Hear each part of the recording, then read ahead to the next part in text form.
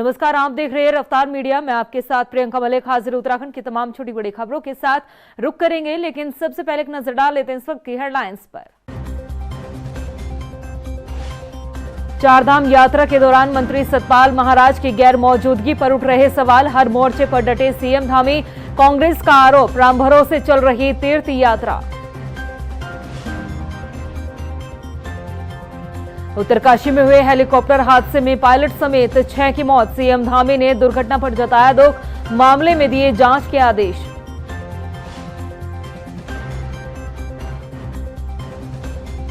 Operation सिंदूर के बाद alert mode पर उत्तराखंड पुलिस, तीर्थ यात्रा मार्ग पर बढ़ाई गई सुरक्षा, बॉर्डर क्षेत्रों में पुलिस विभाग का कड़ा पहरा।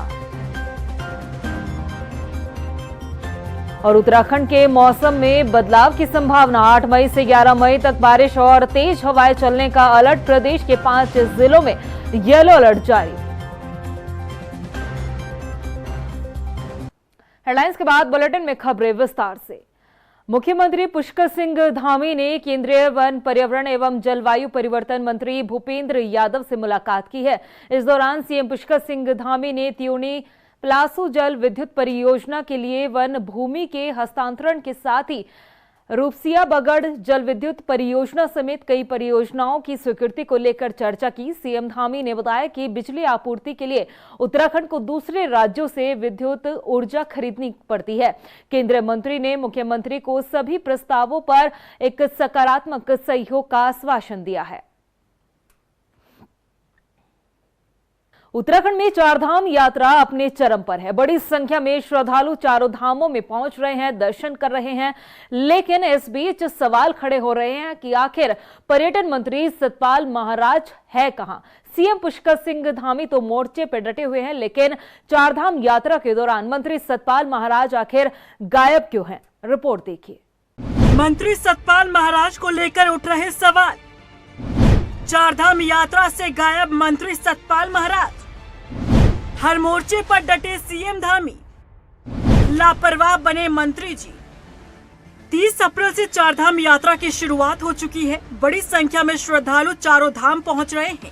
यात्रा की शुरुआत से ही मुख्यमंत्री पुष्कर सिंह धामी खुद मोर्चा संभालते दिखे, लेकिन विपक्ष और प्रदेश की जनता सूबे के पर्यटन मंत्री सतपाल महाराज को ढूंढ रही है, जो ना तो किसी धाम के कपाट खुलने के मौके पर मौजूद रहे और ना ही यात्रा को लेकर कोई बैठक करते नजर आए। इसीलिए इस बार फिर लोग पूछ रहे हैं कि राज्य के पर्यटन मंत्री कहां गायब चल रहे हैं, जबकि देश दुनिया से श्रद्धालु लाखों की संख्या में उत्तराखंड पहुंच रहे हैं।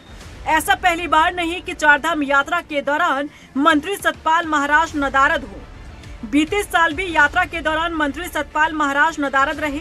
कांग्रेस प्रदेश अध्यक्ष करण माहरा की माने तो पर्यटन मंत्री ना तो पहले गंभीर थे और ना ही अब गंभीर नजर आ रहे हैं। ऐसे में यात्रा सिर्फ राम भरोसे है। ये तो लगातार 3 सालों से आप और हम देख रहे हैं कि जब जब चारधाम यात्रा निकलती है, तीर्थाटन मंत्री, पर्यटन मंत्री और स्वास्थ्य मंत्री गायब रहते हैं। तो ये कौन सी नई बात है? देखिए, वो किसी चीज़ को जिम्मेदारी से नहीं लेते। कृषि विभाग उनके पास है। पिछले बार जब लक्सर में बाढ़ आई थी, मैं पहुंचा, मेरे 1 दिन बाद मुख्यमंत्री पहुंचे और सतपाल महाराज 1 हफ्ते बाद पहुंचे और दिल्ली में बैठे रहे। तो ऐसे मंत्रियों के लिए क्या टिप्पणी करें? सबको पता है क्या है क्या नहीं है। वहीं महिला कांग्रेस प्रदेश अध्यक्ष ज्योति रौतेला ने धर्मस्व मंत्री पर सवाल खड़े किए हैं। ज्योति रौतेला ने कहा कि सतपाल महाराज को अपने पद से इस्तीफा देकर महाराज को अपने पूजा पाठ के काम में ध्यान देना चाहिए। देखिए, मुझे लगता है कि सतपाल महाराज जी पर्यटन मंत्री जरूर बन गए, लेकिन उनका जो इंटरेस्ट है वो कहीं पे भी उत्तराखंड पे जो पर्यटक आ रहे हैं उन लोगों की जो सुविधाएं होनी चाहिए, जो काम उनको करने चाहिए, उस पर नहीं है उनका ध्यान। सतपाल महाराज जी एक बड़े नाम हैं, महाराज हैं, और मुझे कहीं ना कहीं ऐसा लगता है कि ऐसे व्यक्ति को मंत्री पद पे नहीं होना चाहिए, क्योंकि वो जनता उनको, जिस आदमी को जनता भगवान के रूप में मानती है, जो अध्यात्म से जुड़े हुए हैं, और वो क्योंकि आज पर्यटन मंत्री हैं तो उनका कोई भी ध्यान नहीं है और उनको अपने पद से इस्तीफा देके और जो वो महाराज हैं, जो काम वो कर रहे हैं उनको वही करना चाहिए। बीजेपी प्रवक्ता कमलेश रमन की माने तो जहां खुद मुख्यमंत्री मौजूद हो, वहां पर पर्यटन मंत्री का क्या काम। उन्होंने कहा कि पर्यटन मंत्री अपने स्तर पर दिशा निर्देश देने का काम कर रहे हैं ताकि यात्रा सुचारू रूप से चल सके। विपक्ष सिर्फ जनता को गुमराह करने के लिए आरोप लगाने का काम कर रहा है। देखिए नहीं ऐसा नहीं है कि पर्यटन मंत्री जी नदारद रहे हैं। मुझे लगता है कि जहां मुख्यमंत्री जी हो, जहां पर प्रदेश का मुखिया हो, तो ये सारी चीजें गौण हो जाती हैं। और रही बात उनकी रहने की, तो वो भी वहां रहेंगे और उन्होंने बकायदा यात्रा को देखने का काम किया है, मॉनिटरिंग करने का काम किया। और माननीय मुख्यमंत्री जी समय समय पर इस यात्रा में होने वाली जितनी व्यवस्थाएं हैं उन सबके ऊपर मॉनिटरिंग कर रहे हैं। उत्तराखंड में चारधाम यात्रा सिर्फ एक यात्रा नहीं है, बल्कि राज्य की आर्थिक स्थिति से जुड़ी हुई यात्रा है। ऐसे में बेहतर सुविधाएं प्रदान करना सरकार की प्राथमिकता है, लेकिन जिस विभाग की यहां जिम्मेदारी है उसके ही मुखिया कहीं नजर नहीं आ रहे। इसीलिए विपक्ष के साथ साथ जनता भी मंत्री सतपाल महाराज को ढूंढ रही है। रफ्तार मीडिया के लिए देहरादून से शशांक सिंह की रिपोर्ट। चारधाम यात्रा के दौरान आज सुबह एक बड़ा हादसा हो गया। श्रद्धालुओं को लेकर जा रहा हेलीकॉप्टर उत्तरकाशी के गंगनानी में क्रैश हो गया, जिसमें पायलट समेत 6 लोगों की मौत हो गई। आखिर कैसे और कब हुआ है ये हादसा, आइए आपको इस रिपोर्ट में दिखाते हैं। उत्तरकाशी के गंगनानी में बड़ा हादसा। श्रद्धालुओं को लेकर जा रहा हेलीकॉप्टर हुआ क्रैश, 6 यात्रियों की मौत। इन दिनों चारधाम यात्रा जारी है। अलग अलग राज्यों से लोग चारधाम यात्रा के लिए उत्तराखंड पहुंच रहे हैं, लेकिन इस बीच एक बड़ा हादसा सामने आया है, जिसमें 6 श्रद्धालुओं की जान चली गई। उत्तरकाशी की गंगनानी के पास श्रद्धालुओं को लेकर जा रहा हेलीकॉप्टर क्रैश हो गया। हेलीकॉप्टर में पायलट समेत 7 लोग सवार थे। इनमें से पायलट और 5 यात्रियों समेत कुल 6 लोगों की मौत हो गई। वहीं एक यात्री गंभीर रूप से घायल है। हेलीकॉप्टर में सवार 3 यात्री मुंबई, 2 आंध्र प्रदेश और 1 यूपी का है। इनमें से मुंबई निवासी 3 महिलाओं, यूपी की 1 महिला, आंध्र प्रदेश की 1 महिला और गुजरात के पायलट की हादसे में मौत हो गई। वहीं एक घायल यात्री को ऋषिकेश एम्स रेफर किया गया है। बता दें कि इन दिनों उत्तराखंड की चारधाम यात्रा चल रही है और इस हेलीकॉप्टर ने तय पैकेज के मुताबिक यात्रियों को चारधाम ले जाने के लिए देहरादून से उड़ान भरी थी। हेलीकॉप्टर क्रैश पर उत्तराखंड नागरिक उड्डयन विकास प्राधिकरण की सीईओ सोनिका का बयान सामने आया है। सोनिका का कहना है कि डीजीसीए को जानकारी दी जा चुकी है और हेलीकॉप्टर क्रैश होने के कारणों की जाँच की जाएगी। अभी हमारी टीम यहाँ से रेस्क्यू ऑपरेशंस के लिए चली गई है और वहाँ भी डिस्ट्रिक्ट की टीम है, वहाँ पे रेस्क्यू ऑपरेशंस कर रही है। इसके अलावा जो मैनिफेस्ट है, जो कंपनी द्वारा भरा जाता है जब पैसेंजर्स बोर्ड करते हैं, तो उसमें जो दिख रहा है वो खरसाली, जो डिपार्चर है वो खरसाली से झाला की तरफ डेस्टिनेशन है और इसमें करीबन 6 यात्री बोर्डेड थे और 1 पायलट है, मैनिफेस्ट के अनुसार जो पता चल रहा है। और अभी आगे पूरी कार्यवाही चल रही है। हमने डीजीसीए को भी अवगत करा दिया है और रेस्क्यू ऑपरेशन जारी है। बता दें कि हादसे का शिकार हुआ ये हेलीकॉप्टर एरोट्रांस सर्विस प्राइवेट लिमिटेड का था। ये हेलीकॉप्टर सहस्त्रधारा हेलीपैड देहरादून से खरसाली हेलीपैड के लिए उड़ान पर था। हेलीकॉप्टर के पायलट कैप्टन रॉबिन सिंह थे। हेलीकॉप्टर में कुल 7 लोग सवार थे। खरसाली हेलीपैड से आगे निकलकर गंगनानी में क्रैश हुआ। हेलीकॉप्टर क्रैश होने के पीछे का कारण क्या रहा, फिलहाल इसका खुलासा नहीं हो पाया है, लेकिन उत्तराखंड में पल पल बदलता मौसम भी इस हादसे के पीछे का कारण माना जा सकता है। रफ्तार मीडिया के लिए देहरादून से हिमांशु चौहान के साथ ब्यूरो रिपोर्ट। ऑपरेशन सिंदूर के बाद जहां भारत पाकिस्तान के बीच तनावपूर्ण स्थिति देखने को मिल रही है, तो वहीं चारधाम यात्रा के लिहाज से उत्तराखंड पुलिस अलर्ट मोड पर है। IG law and order Nilesh Anand Bharne ने बताया कि यात्रियों की सुरक्षा के लिए बड़ी संख्या में पुलिस बल को तैनात किया गया है। इसके साथ ही सीमाओं पर चेकिंग अभियान चलाया जा रहा है।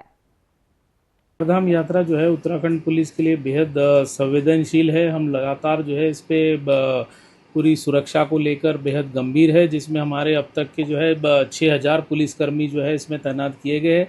इसके अलावा विभिन्न शाखा इकाई की टीमें भी लगी हुई है, जैसे कि हमारी ATS की टीम है और अन्य जो है BDS टीम है, जो सुरक्षा को लेकर जो है वो जगह जगह जो है वो चेकिंग और चेक पोस्ट नाके तैनात किए गए। इसके अलावा जो है हमारे 1500 से ज़्यादा CCTV कैमरे और 13 के करीब ड्रोन्स भी लगे हुए हैं। होटल, ढाबे, बस स्टैंड, रेलवे स्टेशन, जगह जगह पे लगातार चेकिंग जारी है। सभी जिलों को अलर्ट मोड पे रखा गया है। केंद्र से भी जो हमने MHA से कुछ पैरामिलिट्री फोर्स की मांग की थी, जिस पे उत्तराखंड को अब तक 15 कंपनी पैरामिलिट्री फोर्स की मिली हुई है। बॉर्डर पे भी हम लोग पूरी तरह जो है वो अलर्ट है। वही संत समाज ने भी ऑपरेशन सिंदूर को लेकर खुशी जाहिर करते हुए मोदी सरकार को आशीर्वाद दिया। हरिद्वार में प्रभाकर मंजुनाथ गुरुजी ने इसे ऐतिहासिक बदला करार देते हुए कहा है कि यह कार्रवाई आतंकवाद के खिलाफ भारत की सख्त नीति का प्रतीक है। उन्होंने कहा कि ऑपरेशन सिंदूर न केवल देश के आत्मसम्मान बल्कि शौर्य और एकता का प्रतीक है। हम पहले इसके बारे में ये कहना चाहते हैं अपना आश्रम का तरफ से, अपना भारत का प्रधानी मोदी जी को और जवानों को बहुत बहुत धन्यवाद कहना चाहते हैं, क्योंकि लिए पहलगाम में जो अपना हिंदू को ऊपर जो हमला हुआ थे, धर्म पूछ के मासूम हिंदू को मारे थे, इसका बदले में उनका जगह पे घुस के अपना भारतीय जवानों ने इतना 9 जगह पे हमला करके पूरा आतंकवादियों को मार दिया। ये हमारे लिए एक खुशी का विषय है। वह दिनेशपुर में भी पूर्व सैनिक ऑपरेशन सिंदूर को लेकर उत्साहित नजर आए। पूर्व सैनिक मिठाइयां बांटकर खुशी मनाते हुए दिखाई दे रहे हैं। भारतीय सेना की इस सफलता पर जमकर भारत माता की जय के नारे लगाए गए। इस मौके पर पूर्व सैनिकों ने कहा कि हमारे जवानों से सटीक कार्रवाई करते हुए आतंक के अड्डे का खात्मा किया है। उग्रवादियों के द्वारा जाति पूछ करके कायराना हमला किया और कई बहनों का सुहाग उजाड़ दिया। और खुशी इस बात की है कि हमारी सेना और हमारी सरकार के द्वारा जब ये ऑपरेशन तीनों सेनाओं के सौजन्य से लॉन्च किया गया तो इसका नाम ऑपरेशन सिंदूर रखा। ये बोलने में तो बहुत सरल है कि ऑपरेशन सिंदूर, अगर लेकिन इसको किसी दूसरी उससे हम सोचें तो ये उन माताओं बहनों के साथ हमारे देश की सेना, हमारी देश की सरकार डायरेक्टली कनेक्ट हुई है, जिसका नाम ऑपरेशन सिंदूर रखा। और जिन माताओं बहनों ने अपना सिंदूर खोया उसी के नाम से ये ऑपरेशन किया गया। उधर रुड़की रेलवे स्टेशन पर बम निरोधक दस्ता अलर्ट मोड पर नजर आया। बॉम्ब स्क्वाड की टीम ने रुड़की रेलवे स्टेशन पर संदिग्ध चीज और यात्रियों के सामानों की जांच की है। आपको बता दें कि बम निरोधक दस्ते के साथ जीआरपी पुलिस भी मौजूद रहे। इस दौरान संदिग्ध लोगों से पूछताछ की गई। टीम ने उनके जरूरी दस्तावेज भी खंगाले। ये रेलवे स्टेशन रुड़की है और जो बीडीएस की टीम आती है, वैसे तो हमारी टीम यहाँ पे किसी भी समय आ जाती है, प्रॉपर उनके द्वारा हम यहाँ पे चेकिंग करते हैं। और फिलहाल जैसे आपको पता ही होगा पहलगाम में जो अटैक हुआ था, तो उसके दृष्टिगत अभी प्रॉपर यहाँ पे रात दिन चेकिंग चलती रहती है। वो हमारी एचएचएमडी के माध्यम से और बीडीएस की हेल्प से दोनों तरह से हमारी चेकिंग होती रहती है। कोई संदिग्ध अगर व्यक्ति प्रतीत होता है तो उसको हम फिर कोर्ट में भी पेश करते हैं। राजधानी देहरादून में यातायात व्यवस्था बनाए रखने के लिए नगर निगम अतिक्रमण मुक्त अभियान चला रहा है। शहर में अभी तक करीब 500 से अधिक लोगों पर चालानी कार्रवाई कर 2.5 लाख के करीब जुर्माना भी वसूला गया। ऐसे में शहर के हालात क्या है, इसकी पड़ताल की है हमारे संवाददाता हिमांशु चौहान ने। शहर को अतिक्रमण मुक्त और यातायात व्यवस्था को बेहतर बनाने के लिए नगर निगम ने शहर में जेब्रा टीम उतारी है। अगर बात करें तो नगर निगम की, तो लगभग 5 जोन में जेब्रा टीम को उतारा गया है। और अगर नगर निगम के अनुसार लगभग अब तक 500 से अधिक लोगों के खिलाफ चालानी कार्रवाई की जा चुकी है, तो वहीं लगभग 2.5 लाख से अधिक जुर्माना वसूला जा चुका है। 1 मई से ये अभियान चलाया जा रहा है, लेकिन इस समय हम आए हैं देहरादून के मुख्य जगह जहां पर असले हॉल है। ये यहाँ से सर्वे चौक का रास्ता जाता है, घंटाघर का रास्ता जाता है। लेकिन जो 1 मई से जो अभियान चलाया जा रहा है और आज 8 मई हो चुकी है, लगातार 8 दिन तक ये अभियान चलाया जा रहा है। जेब्रा टीम रखी गई है, 5 जोन में बांटी गई है। लेकिन जिस तरह से अभी नगर निगम दावा कर रहा है कि लगभग 500 से अधिक जो लोगों का चालानी कार्रवाई की जा चुकी है, लेकिन आज की स्थिति हम आपको दिखाना चाहेंगे। मुख्य रोड है, तो आप देख सकते हैं जिस तरह से नगर निगम दावा कर रहा है, तो दावा किस तरह से वो खोखला नज़र आ रहा है वो आप साफ तौर पर देख सकते हैं। मुख्य रोड है और मुख्य रोड के साथ साथ में यहाँ पे कई ऑफिस वगैरह भी है, ट्रैफिक जाता है, बड़ी गाड़ियाँ जाती है। और जो ये रास्ता जाता है आगे सर्वे चौक से जुड़ता है। अगर दूसरी साइड की बात करें तो वो हाथी बड़कला और राजपुर रोड से जुड़ता है। और स्थिति आप साफ तौर पर तस्वीरों में देख सकते हैं कि किस तरह से जो रेडी है, रेडी चालक है, गन्ने का जूस है या खाने पीने की व्यवस्था है या फिर फलों की रेडी किस तरह से यहाँ पर साइड किनारे लगी हुई है। और अगर नगर निगम जिस तरह से दावा कर रहा है तो नगर निगम के दावे इन तस्वीरों को देख के साफ तौर पर दिख रहा है कि खोखले नज़र आ रहे हैं, क्योंकि नगर निगम ने जिस तरह से कहा है कि 500 से अधिक की चलानी कार्रवाई की जा रही है, लेकिन जो चलानी कार्रवाई की जा रही है कहाँ पर की जा रही है, क्योंकि ये जो मुख्य रोड है यहाँ पर अभी तक इस तरह की कोई कार्रवाई देखने को नहीं मिली है। और आप साफ तौर पर तस्वीरों में देख सकते हैं कि किस तरह से यहाँ पे जो रेडियाँ लगी हुई हैं और कहीं ना कहीं जो यातायात भी बाधित हो जाता है, क्योंकि ये मुख्य रोड है। मुख्य रोड होने के वजह से यहाँ पे शहर में जो यातायात व्यवस्था है बेहतर नहीं बन पाती है। लेकिन जो दावे हैं नगर निगम के वो भी साफ तौर पर बताए जा रहे हैं, और जो हमने आपको तस्वीरें दिखाई हैं वो भी आप साफ तौर पर देख सकते हैं। अब ये देखने वाली ये बात रहेगी कि जो इस तरह की जो व्यवस्थाएं हैं, इन व्यवस्थाओं को किस तरह से दुरुस्त किया जाएगा। कैमरा पर्सन अफजाल के साथ हिमांशु चौहान, रफ्तार मीडिया, देहरादून। टिहरी जिले के तिनगढ़ गांव में पिछले साल आई प्राकृतिक आपदा से प्रभावित 72 गांवों को विस्थापन किया जाना है, जिसकी प्रक्रिया अंतिम चरण में है। सरकार ने 4.5 लाख रुपए की धनराशि जो है पर व्यक्ति परिवार के हिसाब से तय की थी। इसके साथ ही आपको बता दें कि तिनगढ़ गांव में निरीक्षण करने के लिए मौके पर अधिकारी पहुंचे, जहां गांव में सड़क, पेयजल और स्ट्रीट लाइटें लगा दी गई है। 72 परिवारों को यहां पर विस्थापन किया जाना है। ये बात जो है वो अधिकारी जो निरीक्षण करने के लिए मौके पर पहुंचे उन्होंने बताई है। 2024-27-28 जुलाई को जो है हमारे यहाँ पूर्ण गांव आपदा में ध्वस्त हो गया था, जिसमें जो है जिला प्रशासन एवं समस्त विभागों की सहयोग से हमारे यहाँ जो है लगभग रोड भी बन गई है। विस्थापन पहली किस्त लोगों को मिल गई है। 1,30,000 रुपये पर मकान का ध्वस्तीकरण भी मिल गया है। देखिए, जैसा कि आप लोग अवगत हैं कि गत वर्ष में भीषण आपदा घनसाली के तिनगढ़ क्षेत्र में आई थी, और जिसमें कि बहुत सारे परिवारों को जो है क्षति उठानी पड़ी थी। तो इसमें यहाँ पर एक नए क्षेत्र को नए तिनगढ़ के रूप में विकसित किया जा रहा है। यहाँ पर 72 परिवारों को यहाँ बसाया जा रहा है, और इसमें जो है आपके 9 ऐसे परिवार हैं जिनकी छत भी पड़ गई है, और अभी 57 ऐसे हैं जिनका प्लिंथ लेवल पर काम हो चुका है, और शेष बचे उनका भी काम शीघ्र ही शुरू होने वाला है। और अब बात करेंगे उत्तराखंड के मौसम की। प्रदेश में एक बार फिर से मौसम में बदलाव आ सकता है। मौसम निदेशक डॉक्टर विक्रम सिंह ने बताया है कि हल्की से मध्यम बारिश, इसके साथ ही तेज हवाओं को लेकर अलर्ट जारी किया गया है। 8 मई से 11 मई तक के लिए 5 जिले उत्तरकाशी, चमोली, रुद्रप्रयाग, पिथौरागढ़ और बागेश्वर समेत अन्य जिलों में भी हल्की बारिश के साथ ही तेज हवाओं को लेकर येलो अलर्ट जारी किया गया है। बिल्कुल, अभी जो लेटेस्ट प्रेडिक्शन दिखा रहा है उसमें यही है कि अभी 3 दिन तो कम से कम 4 दिन जो है बारिश है, और भी तो हल्की से मध्यम बारिश कुछ जगहों में जो है आज 8, 9, 10 और 11 तक जो है ये मिलने वाली है, खासकर हिली एरियाज में। और छुटपुट एक्टिविटी जो प्लान्स में भी वो रहेगी जो है। तो अभी भी 3 दिन या 4 दिन में कहूँ तो जो हल्की से मध्यम थंडरस्टॉर्म एक्टिविटी है वो प्रदेश में मिलने वाली है, और उसको देखते हुए जो अंदर के डिस्ट्रिक्ट है उसमें जो है येलो वार्निंग अब हमने कर दिया है। हालांकि बहुत ज़्यादा एक्टिविटी नहीं दिख रही है, तो हल्की से मध्यम तक की रहेगी, परंतु फिर भी जो थंडरस्टॉर्म होता है आजकल वो उसमें आप देखते हैं कि कभी कभी ओलावृष्टि मिल जाना या फिर इसी तरह जो इंटेंस शावर जो है वो मिल जाता है। तो उस दौरान जब एक्टिविटी चल रही तो लोगों को चाहिए थोड़ा सेफ जगह पे रुकें, उस समय जो है मूवमेंट ना करें। तो ये चीज़ का ध्यान रखेंगे तो फिर आप किसी प्रॉब्लम से वो बच सकेंगे।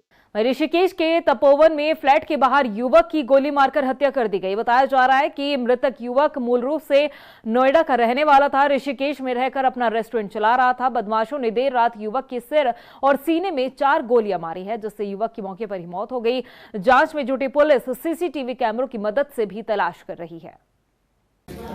अभी हमें रात को सूचना मिली थी और मेट्रो के माध्यम से, तो हम तभी मौके पर पहुंचे थे पूरी पुलिस की। तो नितिन देव जो यहाँ फ्लैट में रहते थे उनको गोली लगी थी, तो मौके पर ही 108 बुला के उनकी हॉस्पिटल भेजा गया, जहाँ उनको डेथ घोषित कर दिया गया। और आगे की कार्रवाई हम चल रहे, पूरी संदिग्धों की तलाश से हमारी टीमें रवाना है और बहुत जल्दी हम इसको वर्कआउट करेंगे। उधर लोहाघाट उप जिला चिकित्सालय में अव्यवस्थाओं का खामियाजा मरीजों को भुगतना पड़ रहा है। दरअसल अस्पताल को खोलने का समय सुबह 8 बजे से दोपहर 2 बजे तक का है। बावजूद इसके समय पर डॉक्टर और स्वास्थ्य कर्मचारी जो है अस्पताल नहीं पहुंच रहे हैं, जिसकी वजह से मरीजों को घंटों इंतजार करना पड़ रहा है। क्षेत्र के सामाजिक कार्यकर्ता का कहना है कि इस तरह की समस्या का जल्द समाधान होना चाहिए। ये अक्सर देखा गया है कि हमारे यहाँ सुबह मरीजों का आना अधिकतर होता है अस्पतालों में। यदि समय से न खोला गया अस्पताल और समय से न खोली गई चिकित्सकों की व्यवस्थाएं, जैसे एक्सरे मशीन है और भी कई जन औषधि है, और सबसे बड़ा दुर्भाग्य कि मुख्य अधीक्षक और जो मुखिया हैं वही समय पर नहीं आएंगे तो और काम कैसे होगा। सबसे बड़ी बात यह है कि हमारे यहाँ दूरगामी क्षेत्रों से लोग आते हैं, यदि वह समय से अपना पहुंचकर इस कार्य को पूरा करें। हमारे यहाँ व्यक्ति पहुंच जाता है 8 बजे 7 बजे सुबह गाड़ियाँ आती हैं, और यदि सुविधा उसे सुबह मिल जाए तो वह एक ही दिन में अपनी जांच कराकर भी 2 बजे तक लौट सकता है। अल्मोड़ा में पुलिस ने बड़ी कार्रवाई करते हुए 34 किलो गांजे के साथ 2 तस्करों को गिरफ्तार किया है। मामले का खुलासा करते हुए एसएसपी देवेंद्र पिंचा ने बताया कि सर्ट क्षेत्र में चेकिंग के दौरान कबाड़ से भरे कैंटर को रोका गया। तलाशी में कैंटर के भीतर से 34.145 किलो गांजे की बरामदी हुई है और इसके साथ ही 2 आरोपियों को गिरफ्तार किया गया है। देखिए, नशे के विरुद्ध ये अभियान हमारा लगातार जारी है। इस वीक में हम कह सकते हैं तीसरी बड़ी कार्रवाई करते हुए सल्ट पुलिस के द्वारा आज लगभग 34 केजी से भी अधिक गांजा बरामद किया गया, जिसकी वैल्यू 8.5 लाख रुपए से अधिक है। 2 अभियुक्त जो गिरफ्तार किए गए ये कबाड़ का काम करते थे और कबाड़ की गाड़ी में छिपा के ले जा रहे थे। तो ये जब गाड़ी को जब संदेह के आधार पर चेक किया गया तो उसके कबाड़ के अंदर छिपा के जो गांजा लगभग 34 केजी से अधिक गांजा बरामद हुआ है। इनसे जब पूछताछ की गई तो इन्होंने जहां से लाए हैं और जहां ले जा रहे थे उसके विषय में कुछ हमें सूचना दी है, जिसके ऊपर आगे हम कार्रवाई करेंगे। प्रदेश की खबरों में इतना ही, फिर हाजिर होंगे कुछ और खास खबरों के साथ। तब तक के लिए मुझे दे इजाजत, नमस्कार। चारधाम यात्रा के दौरान मंत्री सतपाल महाराज की गैर मौजूदगी पर उठ रहे सवाल। हर मोर्चे पर डटे सीएम धामी। कांग्रेस का आरोप, राम भरोसे चल रही तीर्थ यात्रा। उत्तरकाशी में हुए हेलीकॉप्टर हादसे में पायलट समेत 6 की मौत। सीएम धामी ने दुर्घटना पर जताया दुख, मामले में दिए जांच के आदेश।